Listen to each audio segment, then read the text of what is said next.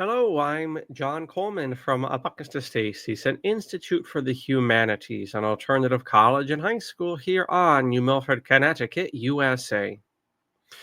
This broadcast, thanks to your donations, we have the ability to do so, and recording, is entitled Who Hears to Speak of Easter Week? The Spirit of the Rising. So I will find my term shortly and make it applicable in the time ahead to our work here in Holy Connecticut. Before we get too long in the tooth, we will have our announcement and then a song appropriate to our topic here. So, if you go to our main page, which is down below in the description, as well as on the ticker, as you can see, soldiering on by, rolling on by. You can see on our main page, as well as our Theology Center page, Dr. R. Michael Fisher's Inspire Youth Journal. And the review is entitled Igniting a Fear Praxis for Teaching. Samuel N. Gillian Jr.'s Life and Courage. And so we can see Dr. Fisher's work here. So the PDF of the review is here. And you can find out all about Dr. Fisher's work here at the Institute and in his own Theology publications on the Theology Center site. And you can, of course, freely download this PDF and learn about Samuel Gillian. And there's all other sorts of good things, but I just like to keep my announcement to one each recording so that we don't get too dissipate and just turn these broadcasts into announcements, which I would have every tendency to do. So anyway, there you go for that. And indeed, a song appropriate to our time together. Who Fears to Speak of Easter Week? I believe Brendan Behan wrote this song. Who fears to speak of Easter week, that week of fame renowned, when the boys in green went out to fight the forces of the crown, with Mausers bold and hearts of gold, the Count is dressed in green. And high above the GPO, the rebel flag was seen. And came 10,000 khaki coats, our rebel boys to kill. Before they reached O'Connell Street, a fight they got their fill. They'd Maxim guns and cavalry and cannoning galore. But it's not our fault that ne'er a one got back to England's shore. They shot our leaders in a jail without a trial, they say. They murdered women and children too, who in their cellars lay. They dug their grave with gun and spade to hide them from our view, because they could neither kill nor catch the rebels so bold and true. May the Lord have mercy on 3 men who faced the murderous foe. There was Dixon, Shelley, Skiffington, and McIntry also. 'Twas in a dismal barrack cell they met their fate so cruel. Yes, they were shot, no clergy got to prepare them for their doom. Who fears to speak of Easter week, that week of fame renowned, when the boys in green went out to fight the forces of the crown? So we can channel our inner Brendan and Dominic Beans for that fine a cappella song. Well, I don't know if the a cappella singing was fine, but it's a fine song lyrically, at least. All right, so there you go. Who fears to speak of Easter week? You got your announcement in. All right, so now we must define our terms. Checking the tech as we must always. We get on with the business at hand. Okay, so the purpose here is to remember the Easter Rising.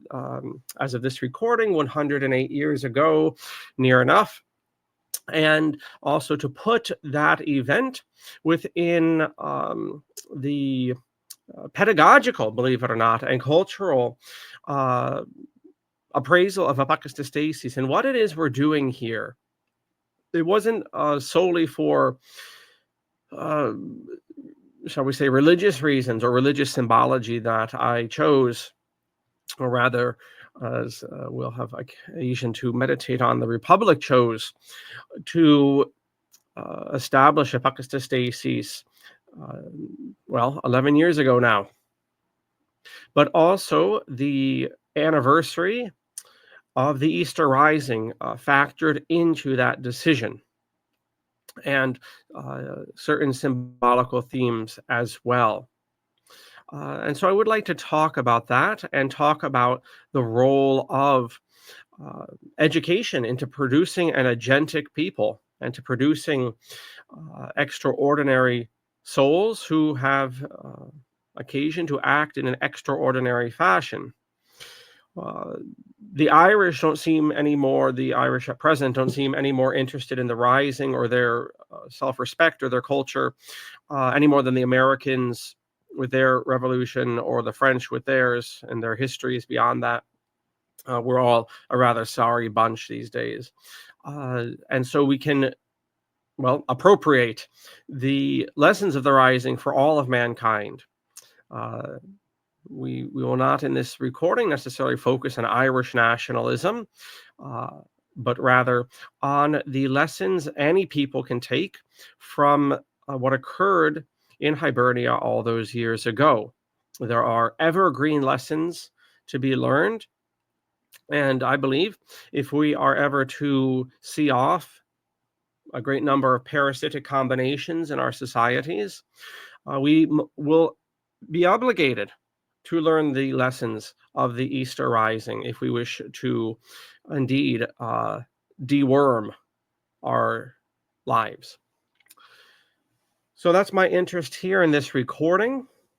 Most briefly, in 1916, the First World War was very much raging on several fronts, on several continents, in fact, in the Near East, Africa, believe it or not, and of course, both the Eastern and Western fronts in Europe.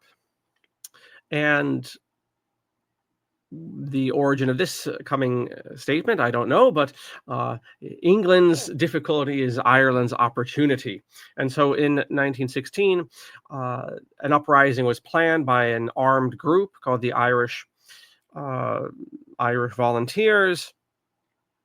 And at the very last minute, it was scuppered. There had been several months of planning. At least one faction in Dublin had planned this national uprising, and the actual leadership of the Irish Volunteers found out at the very last minute and scrambled in the fastest way they could in 1916 in the newspapers to tell all the Irish Volunteers not to go out, so to speak.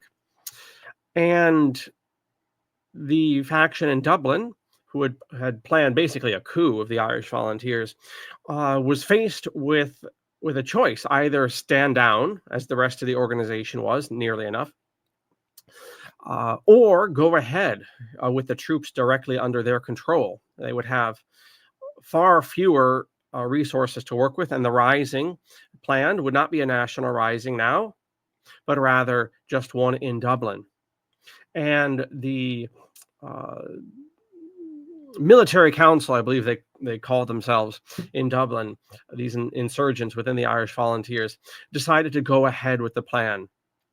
And as regards the mythology of the rising and apocatastasis, that spirit to always move ahead regardless of failures has always served us well and has always nerved our work, however poorly received, however risible it seems to the filthy bourgeois.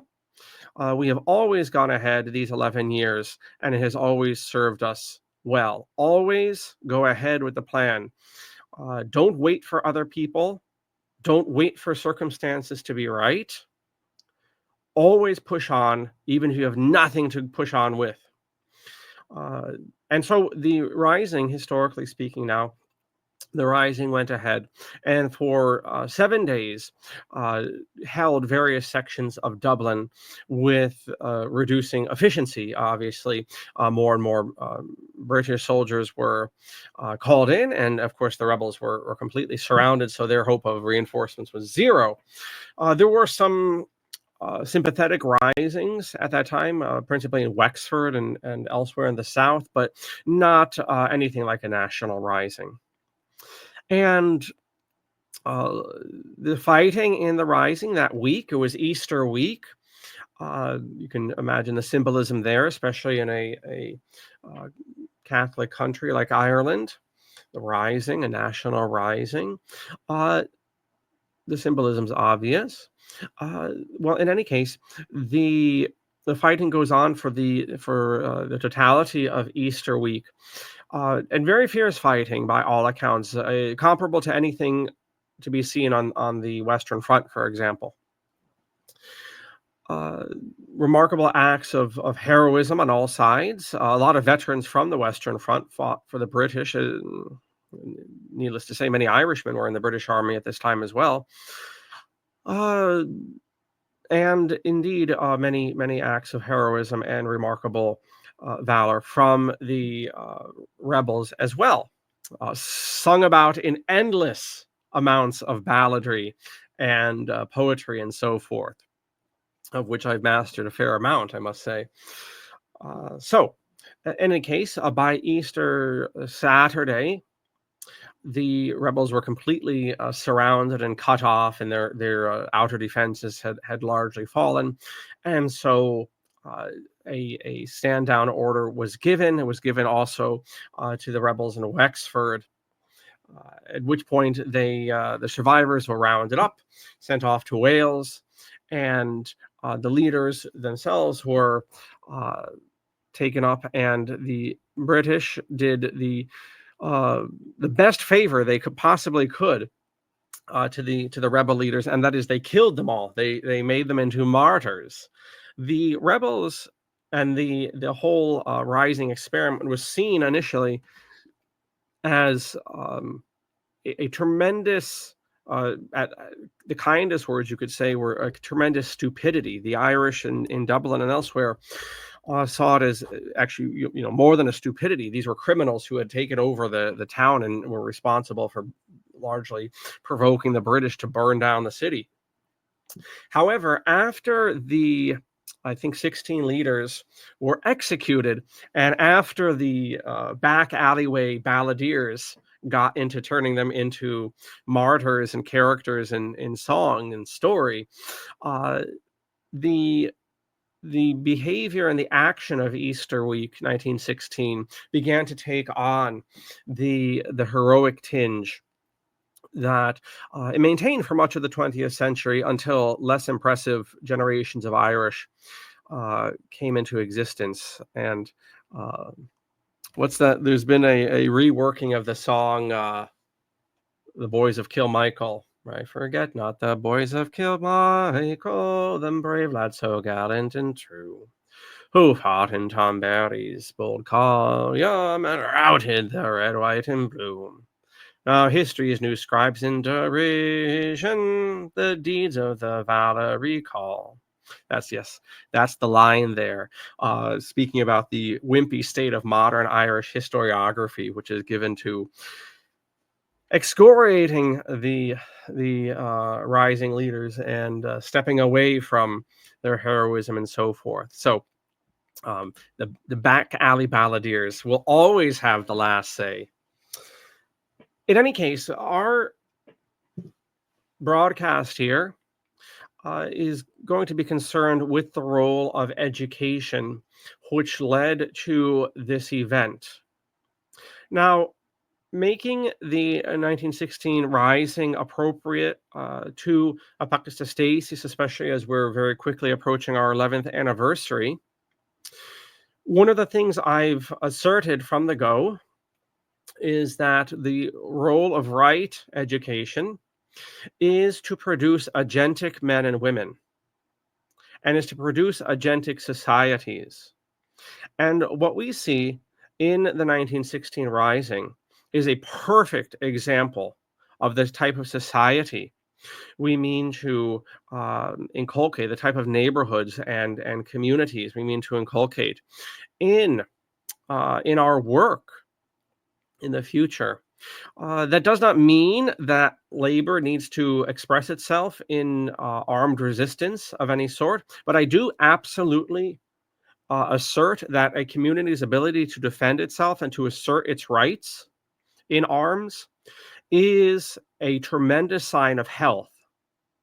If you have a tyranny, if you have an oppression, and the people or an individual in the singular is not able to exert themselves, including in the physical, then that is not a good position to be in.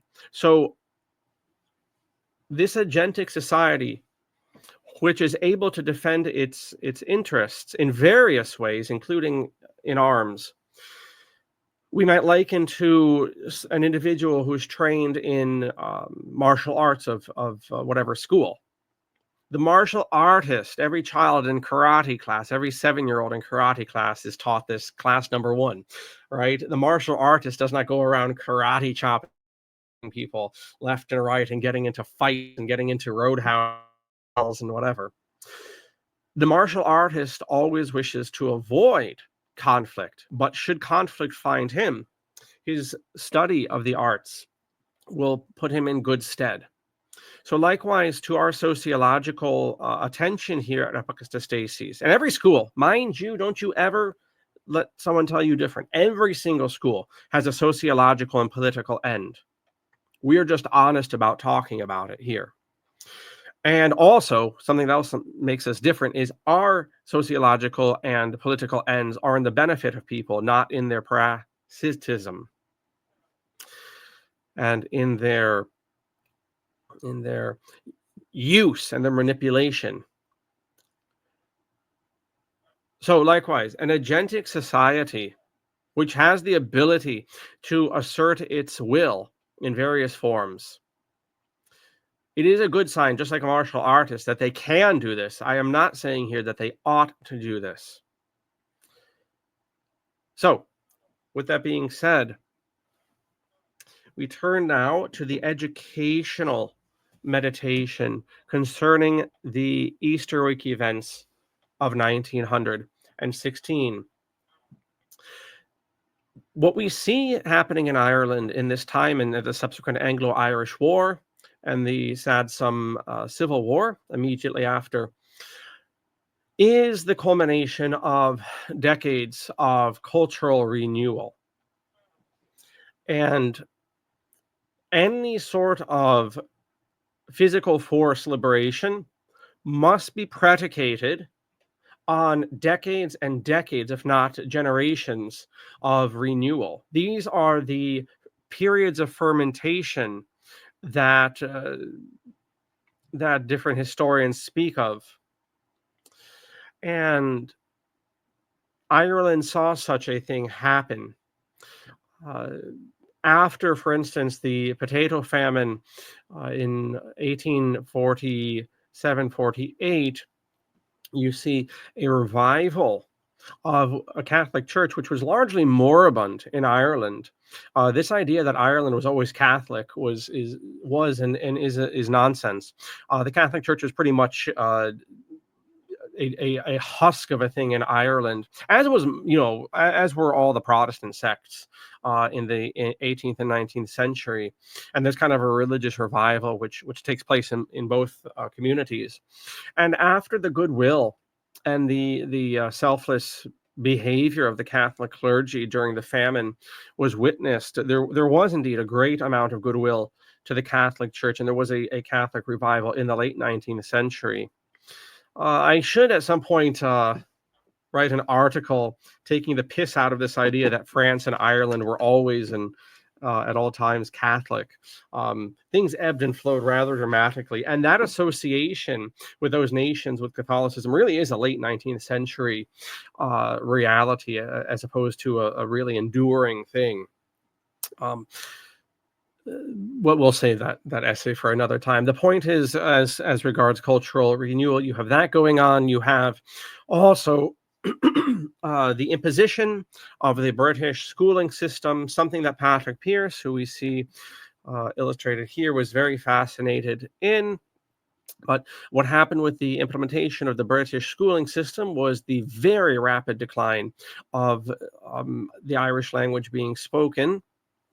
And so that provoked a great study and attempt to really revive the Gaelic language in Ireland, largely spearheaded by men like Pearse. And whilst the British school system was certainly not any sort of example of progress or cultural fermentation, the appreciation of something which was nearly lost, Gaelic, we would put in the camp of that cultural revival along with the Catholic Church. And to these two things, religion and language, we add now art. And you have the likes of William Butler Yeats, probably the most famous poet of the time period, and arguably the most enduring from that time period. And so you see in his work and the popularity of that work and the meditations of that work, also cultural renewal, along with a great focus on the theater, Abbey Theater and things like that. So you have all of this going on, and this, of course, is happening right at the time you have cresting in the late 19th century, early 20th century, liberal ideas and institutionalism, and this idea, I think, a sign of maturity as well, something that we've completely lost in our day of individuality and the consumer. The appreciation in the late 19th, early 20th century of the power of social institutions, the idea that if we all pull together for a cause, we will all benefit for that. We can see that in labor unions of the time. We can see it ultimately in the liberal nation state, or the whole idea of the nation state. With a capital L, liberalism, forget what it is nowadays or how cynical we've come to view such things. But the idea of the liberal nation state is we all kind of pitch in our consent and our money and whatnot, and we end up with this social institution called the state, which is a sacrament, effectively, of our community, of our nation. And so, all of these things are coming together quite rapidly. And then you have the First World War, which distracts the English and allows these souls, which have been fermenting, to expand, if you want to use the bread analogy, which is so appropriate indeed to this Holy Week Easter time. You have that yeast and that expansion. And in fact, if you look at men like Pearse, who would certainly represent a type of mystical republicanism, which I alluded to before, if you look at men like Pearse, they were quite taken with gospel allusions and New Testament allusions. So when it comes to things like the Rising and larger work of cultural restoration, Pearse is fascinating by the parable of Jesus Christ on the seed that falls to the ground and must die before any life comes. And this becomes really the leitmotif of the rising, and that, especially that mystical aspect of the rising, going ahead in that delirium of the brave, which I believe is a line from Yeats, that delirium of the brave, going ahead when the rest of the rising has been scuppered, going ahead into certain defeat and possible execution, that can only be understood in the mystical sense and in the idea of martyrdom, both Christian and pagan. We must not forget the Celtic mythological revival and the popularization of the cycles and the Eddas and so forth by men like Owen McNeill, who was the official head of the Irish Volunteers and the one who, I'm afraid, scuppered the initial rising. So we have all of this going on. And then you have the events of the First World War, and things begin moving very rapidly. And those of us who are interested in building a free and agentic people, free of parasites, free of landlords and bankers and attorneys and ghostwriters and all sorts of trash, we need to realize, one, what this generation of men realize, and that is the length of the gestation period is necessarily one of decades and generations. Patience, patience, patience. I could, in our day, give a very similar, and perhaps I shall, a very similar presentation to this one with very much the same lessons to the victory of the Taliban in Afghanistan. We see the same focus on mission, the same focus on culture, the same focus on education, and the same discipline, and the same sabr, as the Arabs say, the same patience at work. It's almost like a formula is discernible in history, where a people, if they can get their act together and organize, can affect their will. And we see this time and again throughout history. So that maturation was something this generation appreciated. And so what I'd like to do now, having laid out these points and hopefully made a case as to their relevance, is now change the camera and take a look at a book entitled Boy Republic, subtitled Patrick Pearse and Radical Education. And this is by a gentleman, Brendan Walsh. I tried years ago getting Brendan Walsh on the show, and I'm going to switch the camera now. Brendan Walsh is an Irish author, and I know he had some family obligations then, and so our interview fell through. But he was a very generous man in the setup, at least. So let me just no, I think I'm good here. Right, that's good. And here's the cover as I orient myself. We're going to look at the last page of Boy Republic. And this is looking at Patrick Pearse's school and his school days, not his personal days in school, but his attempt to establish a school, St. Enda's.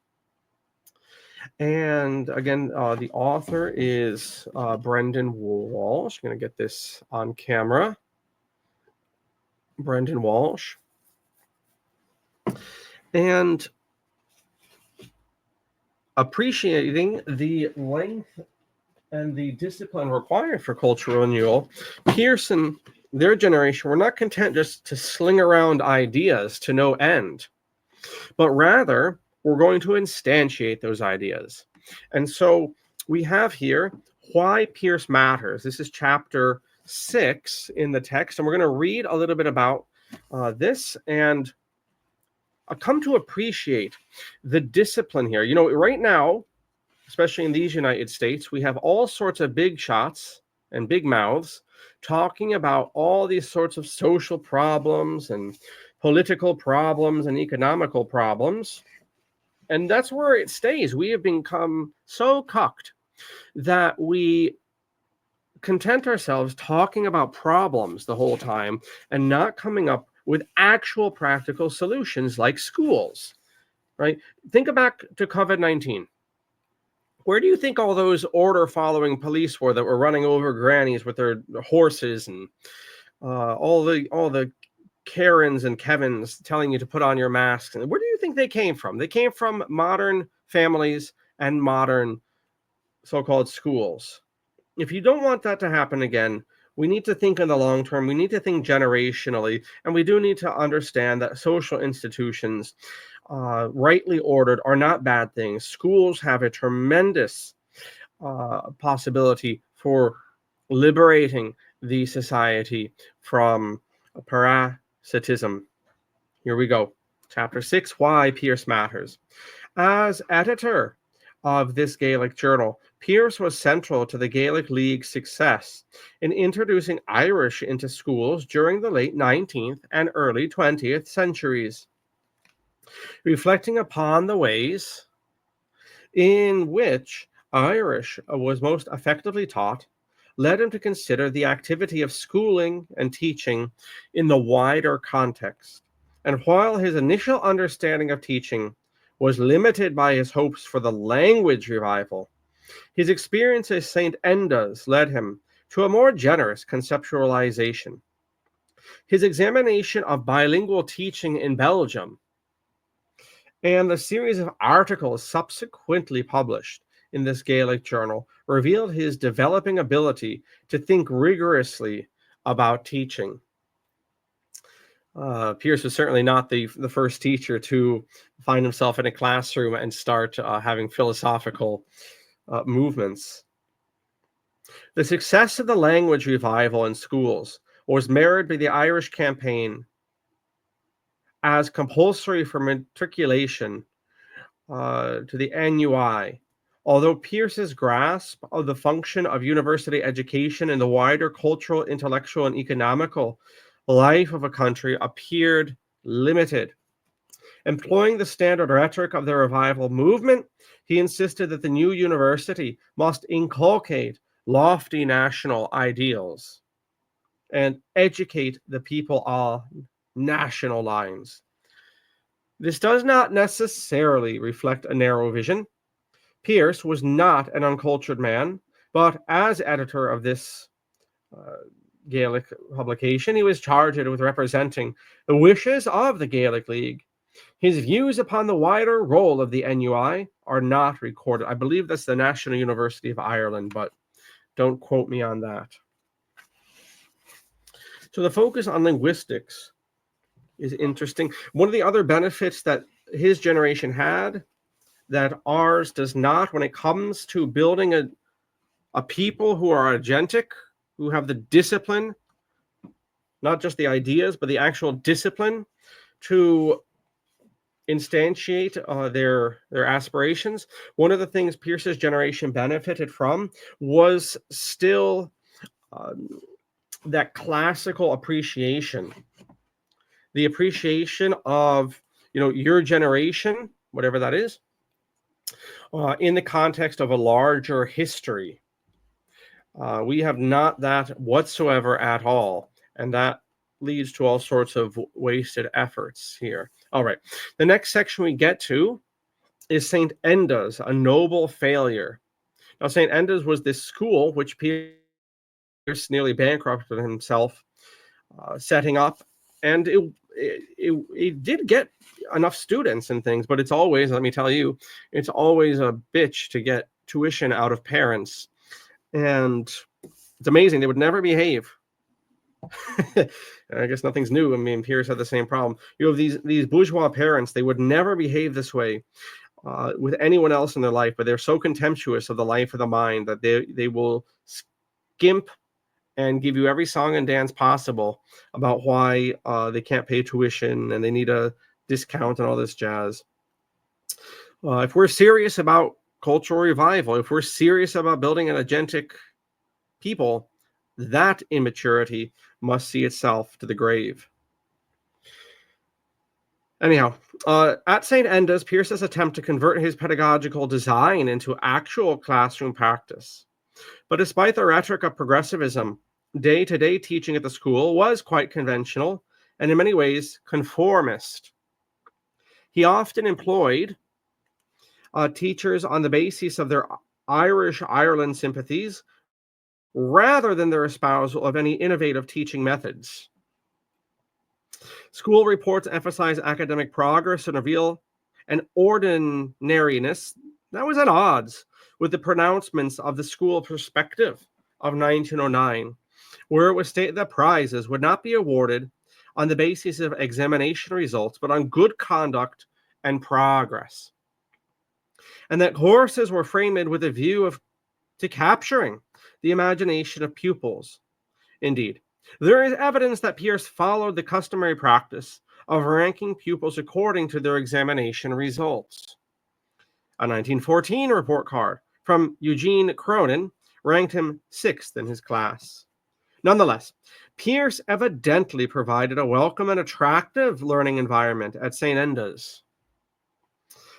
His efforts to adorn the school with paintings and sculpture, to promote the creation of a substantial library, his understanding of the homesickness experienced by boarding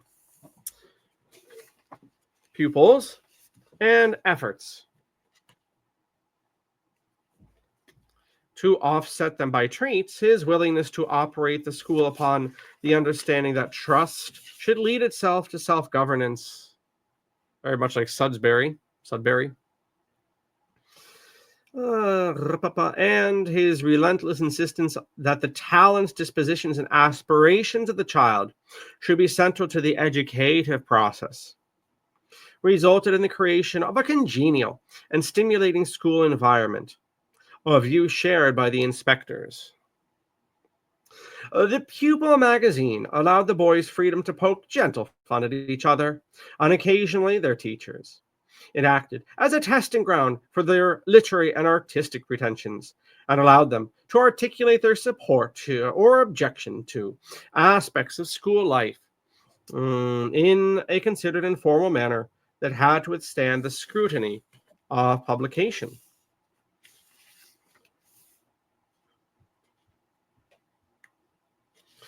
So we move on here. There's a great little book here.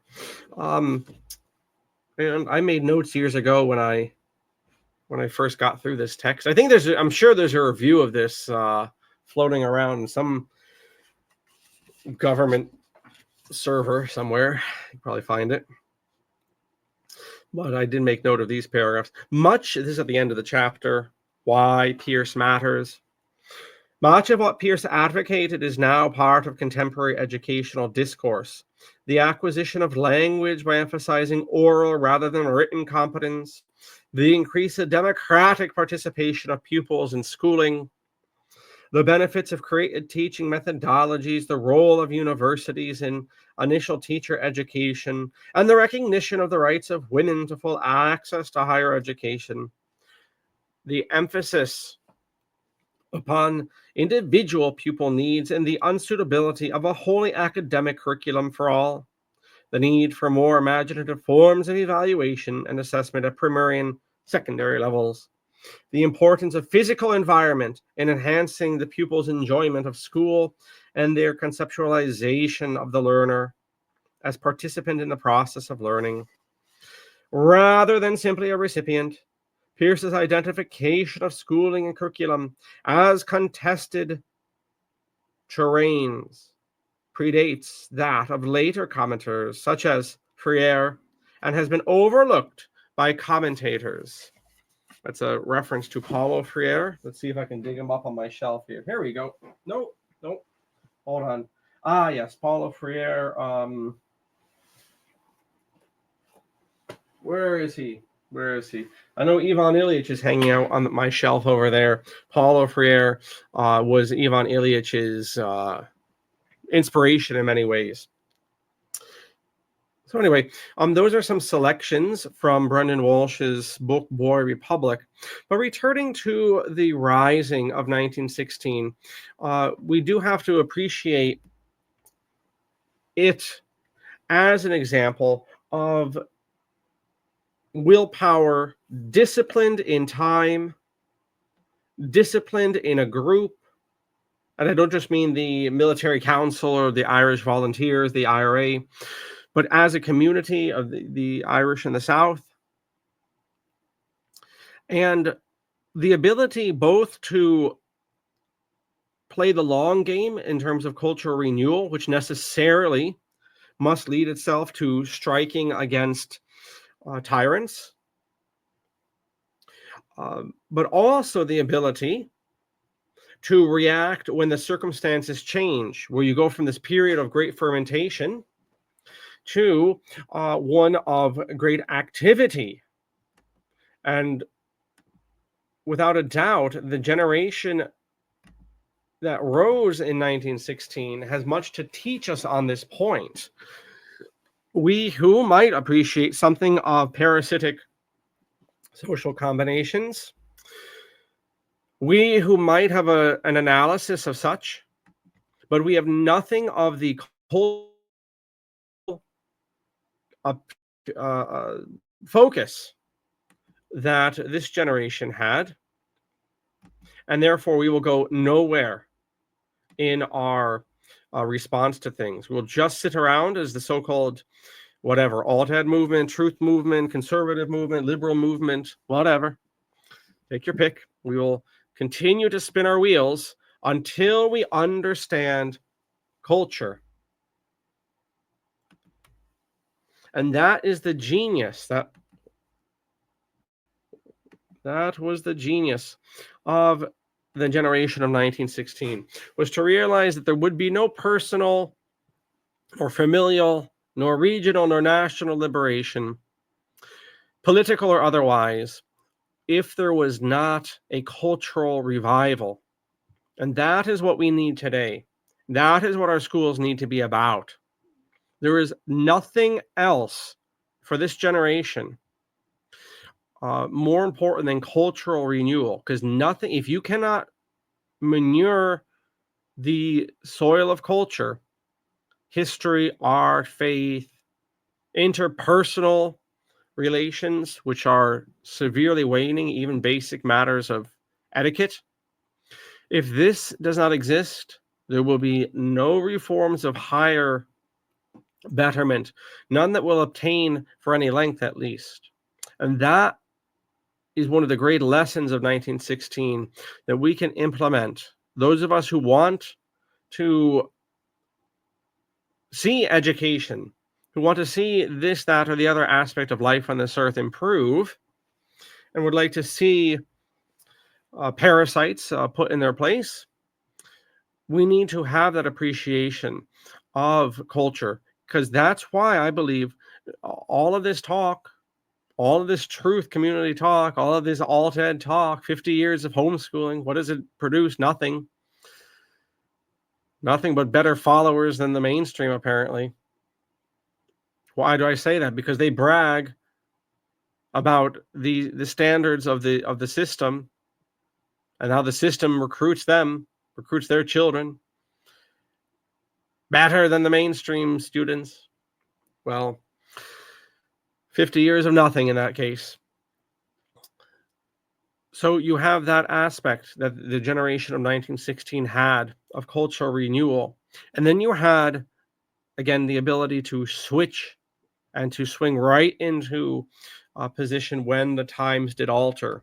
And so you see, especially, I would say, with almost diamond-like brilliance, the decision on say the Triduum weekend of 1916, when the rising was scuppered by Owen McNeill and the actual leadership of the Irish Volunteers, with diamond brilliance, we have this decision placed before the Dublin contingent. Do you stand down with everyone else, or do you go ahead with the plan?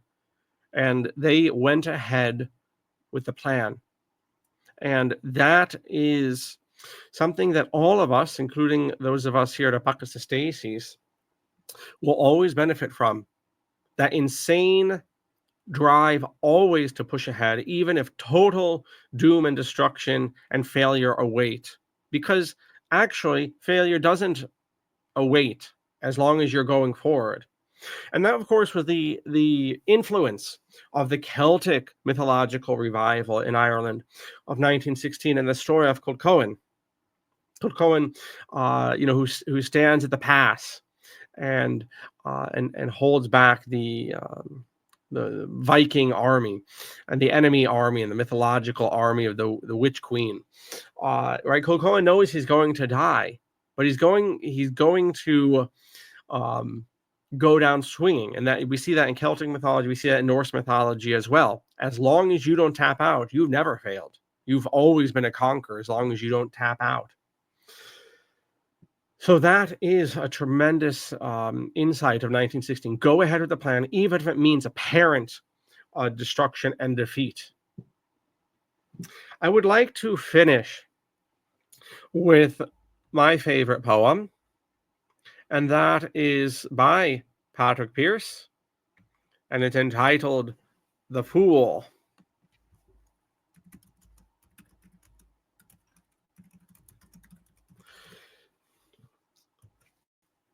It's a grand piece of prose, and at one time when I had a few more minutes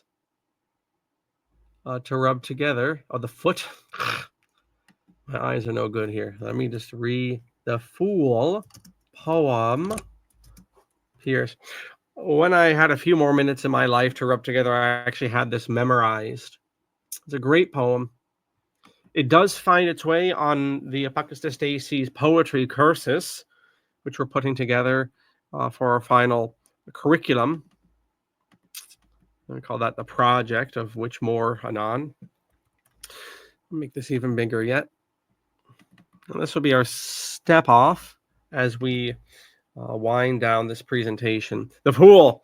Since the wise men have not spoken, I speak that am only a fool that hath loved his folly.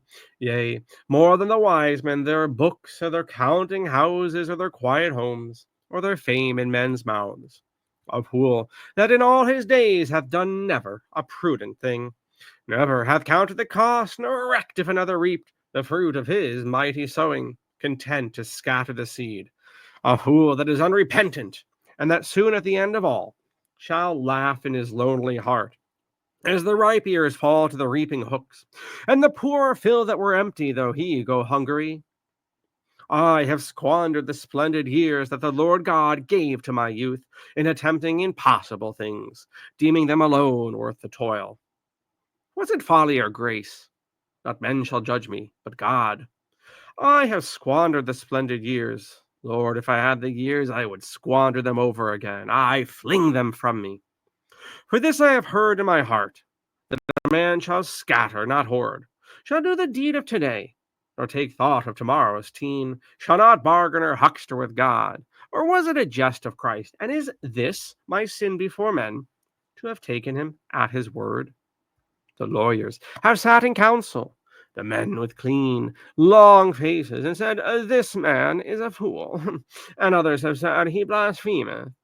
And the wise have pitied the fool that hath striven to give a life in the world of time and space amongst the bulks of actual things, to a dream that was dreamed in the heart, and that only the heart could hold.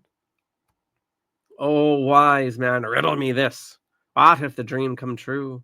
What if the dream come true, and if millions unborn shall dwell in the house that I shaped in my heart, the noble house of my thought? Lord, I have staked my soul, I have staked the lives of my kin on the truth of thy dreadful word. Do not remember my failures, but remember this, my faith. And so I speak.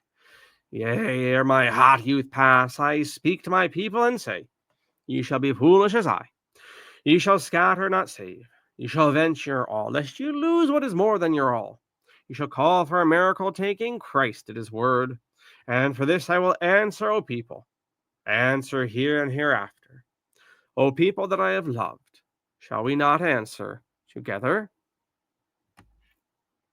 And that is Patrick Pearse's The Fool. And with that, I will bring this recording and broadcast to a close as we ask ourselves, who fears to speak of Easter week, the spirit of the rising?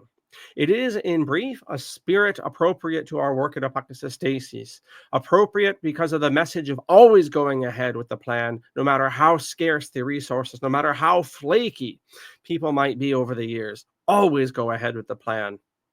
Also, it is a great testimony to cultural gestation and how that in decades and generations leads to a people asserting themselves. It doesn't have to be in arms. It can be in many, many ways, but asserting themselves against parasites.